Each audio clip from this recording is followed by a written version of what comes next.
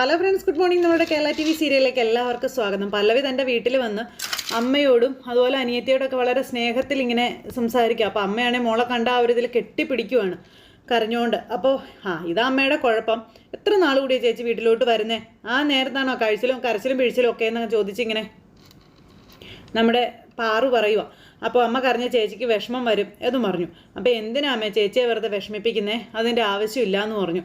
അപ്പോൾ ഞാനേ അമ്മയാ, ഒരമ്മയുടെ മനസ്സ് നിനക്കൊന്നും പറഞ്ഞാൽ മനസ്സിലാവില്ല എന്ന് പറഞ്ഞുകൊണ്ട് ശോഭാമ അന്നേരം പറയുവാണ്. അങ്ങനത്തെ നമ്മുടെ പല്ലവിയായിട്ട് സംസാരിച്ചുകൊണ്ട് നിൽക്കുമ്പം മോളെങ്ങനെയാണ് വന്നതെന്ന് ചോദിച്ചു. അപ്പോൾ ഞാൻ സേതുവേട്ടൻ്റെ കൂടെയാണ് വന്നത്, ഇങ്ങോട്ട് വരാൻ മടിയായതുകൊണ്ട് പുറത്ത് നിൽക്കുവാണെന്ന് പറഞ്ഞു. അതെന്തൊരു പണിയാ, ഞാൻ പോയി വിളിച്ചുകൊണ്ട് വരാമല്ലോ എന്ന് പറഞ്ഞു. മാഷ് ഇങ്ങനെ വിളിക്കാനായിട്ട് അങ്ങ് പോവുക. മാഷ് വിളിക്കാൻ ചെല്ലുമ്പോൾ നമ്മുടെ സേതു ഇങ്ങനെ അവിടെ നിൽക്കുവാണ്. അപ്പോൾ ഇതെന്താ സേതു ഇവിടെ വന്ന് ഇങ്ങനെ നിൽക്കുന്നത്, കയറി വാടോ എന്നും പറഞ്ഞിങ്ങനെ വിളിക്കുന്നു. അപ്പോഴേക്കും നമ്മുടെ സേതു ഇങ്ങനെ ആകെ ഒരു വക ഇതായിട്ട് ഇങ്ങനെ നിൽക്കുക. വാടോ എന്നും പറഞ്ഞു ഇങ്ങനെ വിളിച്ച് അകത്തേക്ക് കൊണ്ട് ചെല്ലുന്നു. വാ അകത്തേക്ക് വരാൻ പറഞ്ഞു. അപ്പോൾ സേതുവും പല്ലവിയും ഇവരുടെ അടുത്ത് ചെന്നല്ലോ. അപ്പോൾ അതെ അവർക്ക് സന്തോഷമായി. അച്ഛനും അമ്മയും കണ്ടിട്ട് ഒത്തിരിയായി, പിന്നെ ഒരുപാട് ദിവസമായി ഒന്ന് കാണുമെന്ന് പറഞ്ഞു. അപ്പോൾ ഞാനാ ഒന്ന് പോയി കാണാൻ പറഞ്ഞെന്ന് സേതു ഇങ്ങനെ പറയാം. അതിപ്പോൾ ഇവരിങ്ങനെ നോക്കി നിൽക്കുക. കൂടെ വന്നതേ ഉള്ളൂ കേട്ടോ, അറിയാലോ. പിന്നെ ആ ഇന്ദ്രൻ അവൻ എപ്പോഴാണ് ഓരോന്ന് ചെയ്യുന്നതെന്നൊന്നും പറയാൻ പറ്റില്ല. സേതു എപ്പോഴും മോൾക്കൊപ്പം വേണമെങ്കിൽ ഞങ്ങൾക്കൊരു സമാധാനം കിട്ടുമെന്ന് മാഷ് ഇങ്ങനെ പറയുന്നു. അത് കേട്ട് കഴിഞ്ഞ് ഇവരെല്ലാവരും ഇങ്ങനെ നിൽക്കുക. ഇപ്പം ഞാൻ ചായ എടുക്കാം, നിങ്ങൾ ഇരിക്കാൻ പറഞ്ഞു. അയ്യോ അതൊന്നും വേണ്ട അമ്മയെന്ന് പറഞ്ഞു സേതു. അതൊന്നും പറഞ്ഞാൽ പറ്റില്ല, എൻ്റെ വീട്ടിൽ വന്നിട്ട് ചായ കുടിക്കാതെ ഒന്നും പോവരുതെന്ന് പല്ലവി സേതുവിനോട് പറയാം. പൊന്നുമടത്തുകാരുടെ അത്രയും കാശൊന്നും ഇല്ലെന്നേ ഉള്ളൂ, അതിഥികളെ സൽക്കരിക്കുന്ന കാര്യത്തിൽ ഞങ്ങളും ഒട്ടും പുറകിലല്ല കേട്ടോ എന്ന് പറഞ്ഞു. അല്ലേ അച്ഛാ എന്ന് പല്ലവി പറയുമ്പോൾ പിന്നെ അല്ലാതെ സേതുവോടെ ഇരിക്കാൻ പറഞ്ഞു. പിന്നെ നമ്മുടെ ശോഭാമ ചായ എടുക്കാനൊക്കെ ആയിട്ട് പോയി. പിന്നെ പാറുവിനോട് പഠിക്കുന്ന കാര്യങ്ങളും പഠിത്തത്തിൽ ഉഴപ്പരുതെന്നുള്ള കാര്യമൊക്കെ പറഞ്ഞു കൊടുക്കുക പല്ലവി. ഇനി ഈ ജോലിയിൽ ഒതുങ്ങി പോകരുത്, കുറേ കൂടി പഠിച്ച് നല്ല ജോലി സമ്പാദിക്കണമെന്ന് പറഞ്ഞപ്പം അതൊക്കെ ഞാൻ ഏറ്റു ചേച്ചി, എനിക്ക് വ്യക്തമായ ലക്ഷ്യങ്ങളുണ്ട്, അത് ഞാൻ നേടിയിരിക്കും എന്ന് പാറു അന്നേരം പല്ലവിയോട് പറയുക. അപ്പോൾ അമ്മ എന്താ ഒന്നും മിണ്ടാത്തേ എന്ന് ചോദിച്ചപ്പോൾ ഞാനെന്ത് മിണ്ടാനാണെന്ന് അമ്മ മോളോട് ചോദിക്കുക. ഒരുപാട് ആശിച്ച നടന്ന ഒരാളാണ് ഞാൻ, എൻ്റെ ആഗ്രഹങ്ങളൊന്നും നടത്തി തന്നില്ലല്ലോ ദൈവം എന്നൊക്കെ ഇങ്ങനെ പറഞ്ഞ് ശോഭാമ ഇങ്ങനെ സങ്കടപ്പെടുന്നു കേട്ടോ. ഈ സമയത്ത് നമ്മുടെ മാഷും സേതു ഒക്കെ അവിടെ ഇരുന്ന് ഇങ്ങനെ സംസാരിച്ചുകൊണ്ടിരിക്കുകയാണ്. ഡിവോഴ്സ് കഴിഞ്ഞാൽ അമ്മ ആഗ്രഹിച്ചതുപോലൊരു ഭാവി അത് പല്ലവിക്ക് ഉണ്ടാകും, അപ്പോൾ ഞങ്ങളൊക്കെ ഇല്ലേ സഹായത്തിന് എന്ന് സേതു പറയുമ്പം എന്ന് പറഞ്ഞു ഇങ്ങനെ നിൽക്കുക. അപ്പോൾ പല്ലവി ഇങ്ങനെ അമ്മയെയും സേതുവിനെയൊക്കെ നോക്കുക. അപ്പോൾ അതാണ് ഒരു ആശ്വാസം. പലരും പലതും പറയുന്നുണ്ട്. കേട്ട് സഹിക്കാതായി കഴിഞ്ഞപ്പോൾ ഞാനും കുറേയൊക്കെ കുറ്റപ്പെടുത്തിയിട്ടുണ്ട് ഇവളെന്നൊക്കെ ശോഭാമ അന്നേരം അവിടെ നിന്ന് ഇങ്ങനെ പറയുക. അപ്പോൾ അത് കേട്ട് ഇവരിങ്ങനെ വിഷമിച്ച് നിൽക്കുന്നു. ഒരു ഭാഗത്ത് ഭർത്താവിനെ ഉപേക്ഷിച്ച് വീട്ടിൽ നിൽക്കുന്ന മകളെപ്പറ്റി ആലോചിച്ചിട്ടുള്ള ആദി, ഇപ്പുറവശത്ത് മകളെപ്പറ്റി നാട്ടുകാർ പറയുന്ന അപഖ്യാതികൾ കേട്ട് ആ ഒരു ഇത് കേട്ടിട്ടുള്ള ഒരു ആദി. അങ്ങനെ മനസ്സ് അങ്ങോട്ടും ഇങ്ങോട്ടും ഊഞ്ഞാല് പോലെ കിടന്ന് ആടുകയായിരുന്നു എന്നൊക്കെ ഇങ്ങനെ ശോഭാമ പറഞ്ഞു കേട്ടോ. ഞാനൊരു സാധാരണക്കാരിയാണ് മോനെ, സാധാരണക്കാരെ പോലെയാണ് എനിക്കും പെരുമാറാനും പറയാനും ചിന്തിക്കാനും ഒക്കെ പറ്റുമെന്നൊക്കെ ശോഭാമ പറഞ്ഞ് മോനോട് എനിക്ക് ദേഷ്യമൊന്നുമില്ല കേട്ടോ എന്നൊക്കെ പറഞ്ഞ് നിന്ന് കരയുക സേതുവിൻ്റെ മുന്നിൽ. എൻ്റെ മോളിപ്പോൾ ജീവനോടെ ഉണ്ടെങ്കിൽ അതിൻ്റെ കാരണക്കാരൻ മോനല്ലേ എന്നും പറഞ്ഞുകൊണ്ടിങ്ങനെ അന്നേരം നമ്മുടെ ശോഭാമ നന്ദി പറയുക സേതുവിനോട്, പറഞ്ഞ് കരയുക. അങ്ങനെ ഇവർ ആ കാര്യമൊക്കെ പറഞ്ഞിങ്ങനെ സേതുവിനോട് പറഞ്ഞാൽ തീരാത്തത്ര നന്ദിയുള്ള രീതിയിൽ തന്നെ സംസാരിക്കുന്നു. അങ്ങനെ പറഞ്ഞാൽ തീരാത്ത കടപ്പാടാണെന്നൊക്കെ പറഞ്ഞു ഇതൊക്കെ ഇങ്ങനെ പറഞ്ഞുകൊണ്ടിരിക്കുന്ന സമയത്ത് പല്ലവിയുടെ ഫോണിലേക്ക് കോള് വന്നു. അപ്പോൾ കോള് വന്നു കഴിഞ്ഞപ്പോഴേക്കും പെട്ടെന്ന് ഹലോ ആരാന്ന് ചോദിച്ചു. ഞാനാ ടീച്ചറെ ഇന്ദ്രൻ എന്ന് പറഞ്ഞപ്പോഴേക്കും ഭയങ്കരമായിട്ടൊരു ടെൻഷൻ നമ്മുടെ പല്ലവിക്ക്. എന്താ സംഭവം എന്നറിയില്ലല്ലോ. അപ്പോൾ വീട്ടിലിരുന്ന് പഠിച്ചുകൊണ്ടിരുന്നപ്പോൾ ഒരു സംശയം, അത് തീർക്കാൻ വേണ്ടി ഞാൻ പൊന്നുമടത്തിലേക്ക് വരാൻ തീരുമാനിച്ചിരിക്കുകയാണ് എന്ന് ഇന്ദ്രൻ പറഞ്ഞ്. ഇത് കേട്ട് കഴിഞ്ഞപ്പോഴേക്കും ഭയങ്കര ടെൻഷനായി. ഇപ്പോൾ ഞാൻ അവിടെ എത്തുവേ, എൻ്റെ ക്ലാസ്മേറ്റ് സ്വാതിയുടെ വീടാണല്ലോ അത്, അപ്പോൾ പിന്നെ എനിക്ക് അങ്ങോട്ട് വരാമല്ലോ എന്നും പറഞ്ഞ് ഇന്ദ്രൻ ഇങ്ങനെ പേടിപ്പിക്കുക. ടീച്ചർ എവിടെയാ, ഔട്ടിങ്ങിനും എല്ലാം പോയതാണോ? അപ്പോൾ അതൊക്കെ വന്നാൽ മതി കേട്ടോ, ഞാൻ സംശയങ്ങളൊക്കെ മാറ്റി സാവധാനം പോയിക്കോളാമെന്ന് പറഞ്ഞു. ഇത് കേട്ടപ്പോഴേക്കും പല്ലവിക്ക് ടെൻഷനായി. പല്ലവി അന്നേരത്തേനും ഇങ്ങനെ വെപ്രാളം കൊള്ളുക. ഈ സമയത്ത് പല്ലവി അവിടെ നിന്ന് ഇറങ്ങി ഓടാനായിട്ട് ശ്രമിക്കുക. അയാളിപ്പോൾ പൊന്നുമടത്തിലേക്ക് എത്താൻ പോവുകയാണെന്ന് സ്വാതിയെ കാണാനായിട്ട്.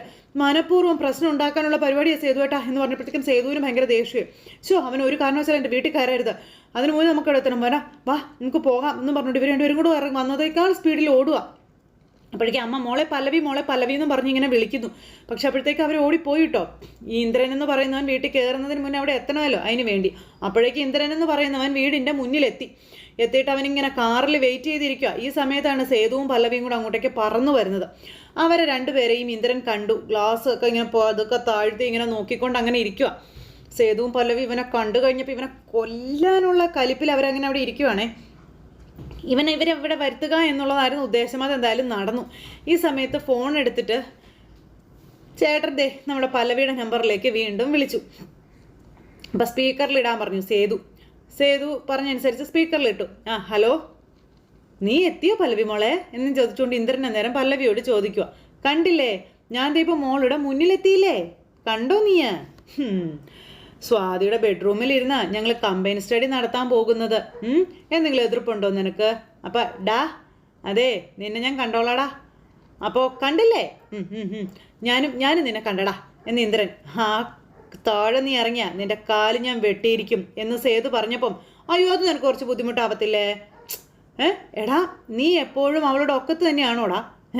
അതൊക്കെ കേട്ട് കഴിഞ്ഞപ്പോൾ ദേഷ്യം വരും അവർക്ക്. ഹാന പോണ സ്ഥലത്തെല്ലാം പാപ്പാനും പോണല്ലോ. അത് ശരി, അതല്ല നിന്റെയൊക്കെ സ്വസ്ഥത കളയാൻ വേണ്ടി തന്നെയാടാ ഞാൻ ഇവിടേക്ക് വന്നത് എന്നും പറഞ്ഞുകൊണ്ട് ഇന്ദ്രൻ ഇങ്ങനെ പറയുക. എൻ്റെ ഭാര്യയെ നീ സ്വന്തമാക്കി, അതിനു പകരമായിട്ട് നിന്റെ പെങ്ങളെ ഞാനങ്ങ് എടുത്താലോ എന്ന് ചോദിച്ചപ്പോൾ ഇന്ദ്രൻ്റെ വാക്ക് കേട്ട് സേതുവിൻ്റെ രക്തം തിളയ്ക്കുന്നുണ്ട്. ഏത് പെണ്ണിൻ്റെയും മനസ്സ് കീഴ്പ്പെടുത്താനുള്ളൊരു കഴിവ് എപ്പോഴും ഉണ്ടടാ എൻ്റെ കയ്യിൽ എന്നൊക്കെ പറയുമ്പോൾ പല്ലവിക്കും രക്തം തിളയ്ക്കുന്നുണ്ട് കേട്ടോ. അത് ഞാൻ പ്രയോഗിച്ചാലേ നിന്റെ പെങ്ങള് സ്വാതി ഞാൻ പറയുന്നിടത്ത് നിൽക്കും. എന്താ കാണണോ? എന്നാ നീ ഒന്ന് ചെയ്ത് കാണിച്ചേടാ എന്ന് സേതു പറഞ്ഞപ്പം ചെയ്യാൻ തന്നെയാടാ എൻ്റെ തീരുമാനം എന്നും പറഞ്ഞ് ഇന്ദ്രൻ പറയുക. ഞാൻ പറഞ്ഞാൽ അനുസരിക്കുന്ന എൻ്റെ ഇഷ്ടത്തിനൊത്ത് ജീവിക്കുന്ന പെൺകുട്ടികളെ ഞാൻ ഇതുവരെ കണ്ടിട്ടുള്ളൂ. പക്ഷേ അവളതിന് തയ്യാറായില്ല. പക്ഷേ സ്വാതി തയ്യാറാകും, ഞാൻ തയ്യാറാക്കി എടുക്കും. എന്നാ നീ തയ്യാറാക്കടാ, എനിക്കതൊന്ന് കാണണല്ലോടാന്ന് പറഞ്ഞുകൊണ്ട് കമ്പിവടിയായിട്ട് നമ്മുടെ സേതു ഇങ്ങ് ഇറങ്ങുന്നു. അപ്പോൾ തന്നെ അവൻ ജീവനും കൊണ്ട് അവിടുന്ന് വണ്ടിയുടെ ഒറ്റ പോക്കായിരുന്നു. അപ്പോൾ അങ്ങനെ അതും കഴിഞ്ഞ് അവനങ്ങ് പോയി കഴിഞ്ഞിട്ട് വണ്ടിയിലിരുന്ന് വലിയ വീരവാദം മുഴക്കുക. വീണ്ടും പല്ലവിയുടെ ഫോണിലേക്ക് വിളിച്ചിട്ട് എടാ പേടിച്ചോടിയതൊന്നും അല്ല ഞാൻ, എന്താണോ ഞാൻ ഉദ്ദേശിച്ചത് അതേതായാലും നടന്നു. എടാ സേതു, നീ എന്നെ അപമാനിച്ചു, വേദനിപ്പിച്ചു, ഞാൻ വെറുതെ വിടത്തില്ലടാ. അതിനുള്ള ശിക്ഷ എന്താണെന്ന് നിനക്കറിയോടാ? നീ അറിയാൻ പോകുന്നതേ ഉള്ളൂ. നിന്റെ ഒന്നും ജീവിതത്തിൽ ഞാൻ ഒരിക്കലും സമാധാനം തരത്തില്ലടാ. നിങ്ങൾ എവിടെ പോയാലും ഞാനും ഉണ്ടാകൂടാ നിൻ്റെയൊക്കെ പിന്നാലെ, ഒരു നിഴല് പോലെ, മരണം പോലെ. നീ ഓർത്തോ? കേട്ടോടാ സേതു മാധവ എന്ന് പറഞ്ഞ് ഇന്ദ്രൻ ഫോൺ അങ്ങ് കട്ട് ചെയ്തു. ഇത് കഴിഞ്ഞപ്പോഴത്തേക്ക് നമ്മുടെ സേതു കയ്യിലുണ്ടായിരുന്ന കമ്പിവടി എടുത്ത് എറിഞ്ഞിട്ട് കലിപ്പിൽ ഇങ്ങനെ നിൽക്കുക. പല്ലവി പോയി ആ കമ്പിവടി ഇങ്ങനെ എടുത്ത് കൊണ്ടുവന്നു. ഇത് കഴിഞ്ഞ് പിന്നെ സേതു ഇങ്ങനെ അതിലിങ്ങനെ ടെൻഷൻ അടിച്ച് പൊന്നുമടത്തിലെ മുറ്റത്തോടെ നടക്കുക. അപ്പോൾ പല്ലവി അങ്ങോട്ടേക്ക് വന്നു. എന്താ സേതുവിടെ കിടക്കുന്നില്ലെന്ന് ചോദിച്ചു. എനിക്കൊരു സ്വസ്ഥതയില്ല പല്ലവി എന്ന് സേതു പറയാം. കളിച്ചവൻ വീടിനകത്ത് കയറി കളിക്കാൻ തുടങ്ങിയല്ലോ എന്നും സേതു പറഞ്ഞപ്പം എല്ലാത്തിനും കാരണം ഞാനല്ലേ സേതുവേട്ടാ, ഞാനിങ്ങോട്ട് വന്നതുകൊണ്ടല്ലേ ഇന്ദ്രൻ സേതുവേട്ടൻ്റെ ശത്രുവായത്. ഈ പ്രശ്നം അവസാനിപ്പിക്കാനേ ഒരേ ഒരു വഴി മാത്രമേ ഉള്ളൂ സേതുവേട്ടാ, ഞാൻ ഇവിടുന്ന് മാറുക, അത് മാത്രമേ ഉള്ളൂ എന്ന് പറഞ്ഞപ്പം ഒളിച്ചോട്ടം, അതല്ലേ താൻ ഉദ്ദേശിച്ചത്? എടോ, അങ്ങനെ സേതുമാധവൻ ചാവണം. ഞാൻ സേതുവേട്ടൻ്റെ ആരും അല്ലല്ലോ, എന്നിട്ടും എന്തിനാ സേതുവേട്ടാ എനിക്ക് വേണ്ടി ഇങ്ങനെ സേതുവേട്ടൻ?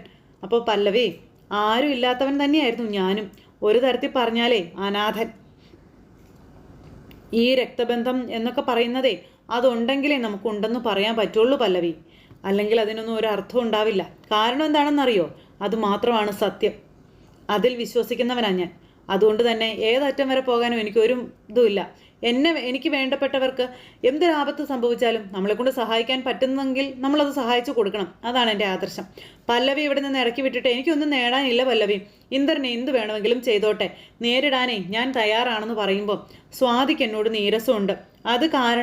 അതുകൊണ്ട് അവൾ ഇന്ദ്രനോട് അടുപ്പം കാണിക്കുന്നതെന്നും അത് പക്ഷേ അവളെ അപകടത്തിൽപ്പെടുത്തത്തേ ഉള്ളെന്ന് അവൾക്ക് പറഞ്ഞാൽ മനസ്സിലാവേണ്ടതെന്ന് ചോദിച്ചപ്പോൾ എന്നെ അവൾക്ക് ഇഷ്ടമല്ല. ഒരു ശത്രുവിനെ പോലെയാണ് എന്നോട് അവൾ പെരുമാറുന്നതും കാണിക്കുന്നതും ഒക്കെ. അപ്പോൾ ഒരു വഴിയുണ്ട് സേതുവേട്ടാ, രണ്ടിനെയും രണ്ട് വഴിക്കാക്കാം. അവന്തിക കൂടെ നിൽക്കുമെങ്കിലേ നമുക്കെല്ലാം നടത്താം എന്ന് പറഞ്ഞപ്പം അവൾ നമ്മുടെ കൂടെ നിൽക്കും, അവളോട് ഞാൻ സംസാരിക്കാമെന്ന് സേതു പറഞ്ഞപ്പോൾ ശരിയെന്നും പറഞ്ഞു. എന്നിട്ട് പിന്നെ അവന്തികയെ വിളിച്ചു. മോളും വേഗം ഒന്ന് താഴേക്ക് ഇറങ്ങി വരാൻ പറഞ്ഞു. അങ്ങനെ അവന്തിക വരും. അപ്പോൾ അവന്തിക ഇറങ്ങി വന്നു കഴിഞ്ഞപ്പോൾ എന്താ കാര്യം എന്ന് ചോദിച്ചു.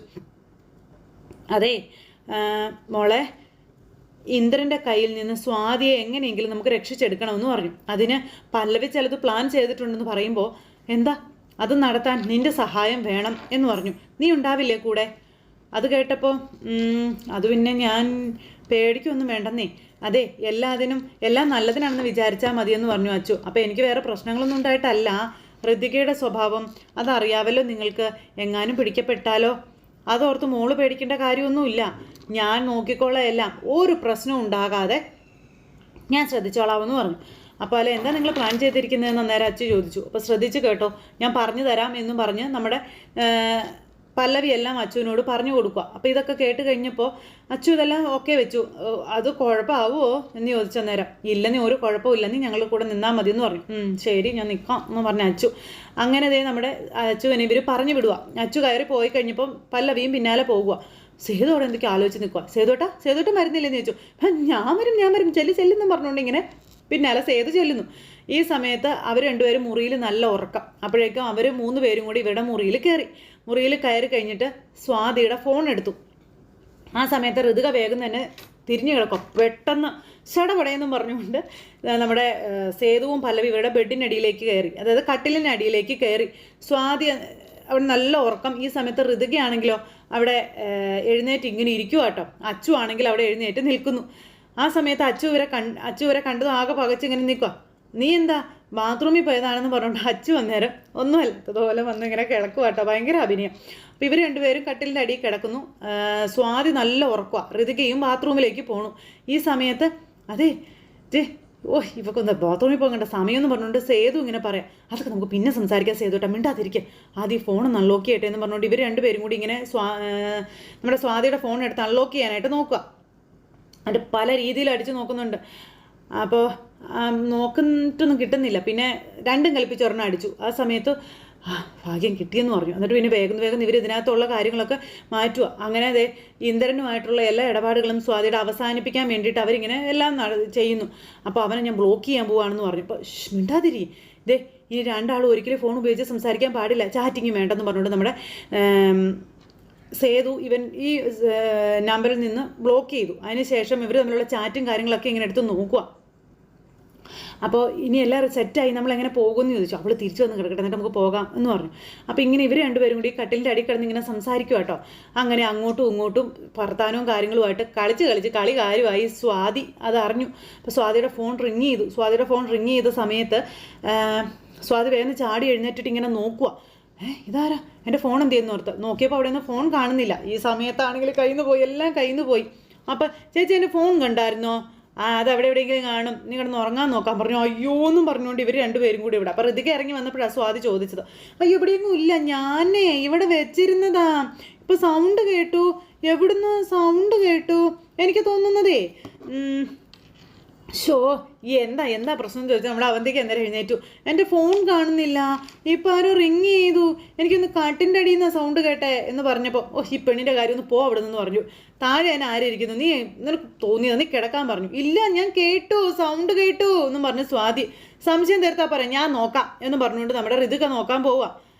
എന്ന് പറഞ്ഞുകൊണ്ട് നമ്മുടെ അവന്തിക്ക് അന്നേരം നിൽക്കുക, മൂത്തവരുള്ളപ്പോഴേ ഇളയവരിതൊന്നും ചെയ്യണ്ട, ഞാൻ നോക്കിക്കോളാം എന്ന് പറഞ്ഞുകൊണ്ട് നമ്മുടെ അച്ചു പതുക്കെ എഴുന്നേറ്റു. എന്നാൽ പിന്നെ നീ നോക്ക എന്നും പറഞ്ഞ് ഋതിക അവിടെ കയറി കിടക്കുന്നു. ആ സമയത്ത് നമ്മുടെ അച്ചു ഇങ്ങനെ കുനിഞ്ഞു കിടന്ന് നോക്കുക. ഈ സമയത്ത് അച്ചു ഇങ്ങനെ നോക്കിയിട്ട് ഇങ്ങനെയൊക്കെ ഇരുന്ന് കാണിക്കുക കേട്ടോ. അവരും അതുപോലെ തന്നെ. ആരും ഇല്ല, ശൂന്യം എന്ന് അച്ചു. ദേ കാലിയാ എന്ന് അച്ചു പറഞ്ഞപ്പോൾ അല്ലെന്ന് പറഞ്ഞ സ്വാതി. ഞാൻ സൗണ്ട് കേട്ടതാ. എടി അവിടെ എങ്ങാനും കിടക്കാൻ നോക്കടി, അവിടെ കിടന്ന് ഉറങ്ങാൻ നോക്കടി എന്ന് പറഞ്ഞുകൊണ്ട് ഋതിക. അപ്പോൾ എൻ്റെ ഫോൺ എവിടെ പോയി എന്നും ചോദിച്ചുകൊണ്ട് അന്നേരം ഒച്ച വയ്ക്കുവാണ് സ്വാതി വീണ്ടും. എന്നാലും എൻ്റെ ഫോൺ എവിടെ പോയി, അവിടെ ഇവിടെ എങ്ങനെ ഉണ്ടായിരുന്നല്ലോ എന്നും പറഞ്ഞുകൊണ്ട് ഇങ്ങനെ നിൽക്കുന്നു. അപ്പോൾ ഋതികയ്ക്ക് പെട്ടെന്ന് വേറൊരു സ്മെല്ല് ഫീൽ ചെയ്തു. അല്ല കേട്ടോ, ഇവിടെ ആരുടെയോ ഒരു പ്രസൻസ് എനിക്ക് ഫീൽ ചെയ്യുന്നുണ്ട് കേട്ടോ, ഒരു പ്രത്യേക മണം വരുന്നില്ലേ എന്നിങ്ങനെ ചോദിക്കുക. അപ്പോഴേക്കും ഇവർ പെട്ടു. അതുതന്നെയല്ലേ ഞാനും പറഞ്ഞേ. ഇനി എന്താ ചെയ്യുക, എന്താ സംഭവം? അപ്പോഴേക്കും അതെ നിങ്ങൾക്ക് എന്താ ഇവിടെ എങ്ങും ഒന്നുമില്ല, എനിക്കൊന്നും തോന്നിയില്ലോ എന്ന് അച്ചു. ഇല്ല മണമുണ്ട്, എന്തൊരു സ്മെല്ല് വരുന്നുണ്ടല്ലേ ഋതിക ചോദിച്ചപ്പോൾ ഉണ്ടെന്ന് നമ്മുടെ സ്വാതി പറഞ്ഞു. അയ്യോ ഇനിയിപ്പോൾ നമ്മൾ എന്ത് ചെയ്യുമെന്ന് ഇങ്ങനെ ചോദിക്കുകയാണ് സേതു. ഒന്നുകൂടെ കട്ടിലിൻ്റെ അടി നോക്കാവെന്നും പറഞ്ഞുകൊണ്ട് ഋതിക ഇങ്ങനെ കുനിയാൻ നോക്കുന്നു. ഋതിക കുനിയാൻ നോക്കിയപ്പോഴേക്കും അച്ചു പെട്ടു. അച്ചു ഇങ്ങനെ വല്ലാത്തൊരിതിൽ ഇങ്ങനെ നിൽക്കുന്നു. ഈ സമയം നമ്മുടെ ഋതിക പതുക്കെ കട്ടിലിൻ്റെ അടിയിലേക്ക് കുനിഞ്ഞു നോക്കുമ്പോൾ ഇവരെ രണ്ടുപേരെയും കണ്ടു കഴിഞ്ഞപ്പോൾ ആന്നും പറഞ്ഞുകൊണ്ട് ഋതിക ഇങ്ങനെ വാ തുറന്നിരിക്കുന്നിടത്ത് ഇന്നത്തെ കഥ അവസാനിച്ചു. അപ്പോൾ എല്ലാവരും കാത്തിരുന്ന് കാണണേ. എല്ലാവർക്കും നല്ലൊരു ദിവസം ആശംസിക്കുന്നു. നന്ദി.